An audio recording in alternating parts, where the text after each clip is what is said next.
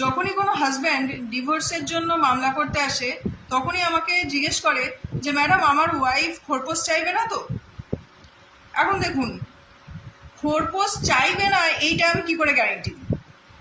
খোরপোশ চাইতেই পারে, শুধু ওয়াইফ কেন, হাজব্যান্ডও খোরপোশ চাইতে পারে। এখন যে এলিজিবল সে খোরপোশ চাইবে এবং খোরপোশ পাবে, কিন্তু সে আদৌ এলিজিবল কিনা এটা আমরা যাচাই করব এবং যাচাই করে সেটা কোর্টের কাছে উপস্থাপন করব। মানে আপনার ওয়াইফ ধরুন খোরপোশ বা অ্যালিমনির জন্য মামলা করলো, ঠিক আছে, সেই মামলাতে আপনাকে তো লড়তে হবে। আপনি তো এমনি এমনি কোর্টের কাছে গিয়ে বললেন যে আমি খোরপোশ দেবো না, কোর্ট তো সেটা শুনবে না। আপনাকে লড়তে হবে। মানে এটা কি, কিছু কিছু গ্রাউন্ড আছে। ধরুন আপনার ওয়াইফ ওয়ার্কিং, ঠিক আছে, আপনাকে সেটা প্রুফ করতে হবে যে উনি ওয়ার্কিং, উনি যথেষ্ট টাকা ইনকাম করেন এবং ইনকাম করে উনি নিজের খরচাটা নিজে চালিয়ে নিতে পারেন, ঠিক আছে। সেখানে আমার খোরপোশ দেওয়ার কোনো দরকার নেই। এবার এইখানে একটা ভাইটাল রোল প্লে করে, সেটা হচ্ছে ওই একটা হচ্ছে সেকশন 9, মানে রেস্টিটিউশন অফ কনজুগাল রাইটসের যদি আপনি মামলা করেন সাথে সাথে, তো আপনি কোর্টকে এটা দেখাতে পারেন যে আমি তো সংসার করতে চাই, আমি সংসার করতে চাইছি, উনি ইচ্ছাকৃতভাবে সংসার করছেন না, তাহলে আমি কেন খোরপোশ দেবো?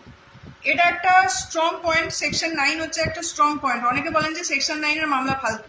ফালতু নয়, এইটা হচ্ছে আপনার একটা অস্ত্র, ঠিক আছে। এই অস্ত্রটা যাতে আপনার হাতে থাকে তার জন্যই একটা সেকশন 9 ঢোকা হয়। এটা হচ্ছে 1 নম্বর। আর হচ্ছে দ্বিতীয় কথা হচ্ছে, আপনার যদি সন্তান থাকে, দেখুন সন্তানের ভরণ পোষণ তো আপনাকে দিতেই হবে। এবার সেটা কতটা দেবেন বা কতটা কোর্ট অ্যালাউ করবে বা সে কতটা চাইবে, এটা কোর্টের মানে ডিসক্রিশন, কোর্ট সেটা ডিসিশন নেবে, আমরা কিন্তু সেটা বলতে পারবো না।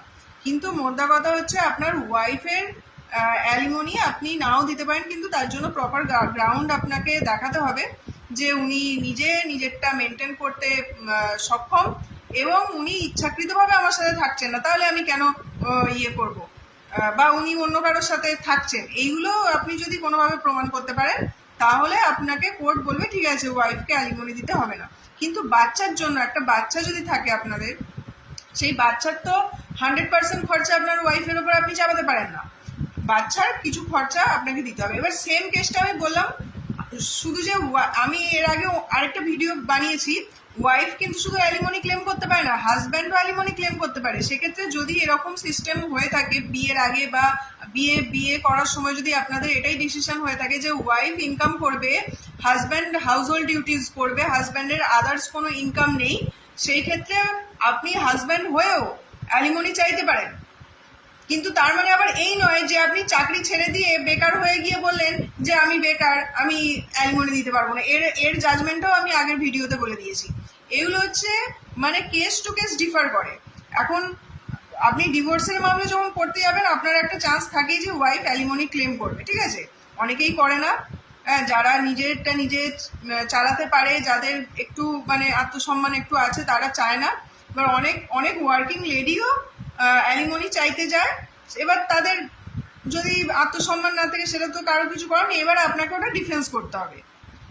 অ্যাডভোকেটদের কাজ এটাই, আপনি আপনার অ্যাডভোকেটকে বলবেন যে এটা ডিফেন্স করুন, যে ও আমার কাছ থেকে অ্যালিমনি চাইছে কিন্তু ও এটাতে এলিজিবল নয়। বোঝা গেল ব্যাপারটা?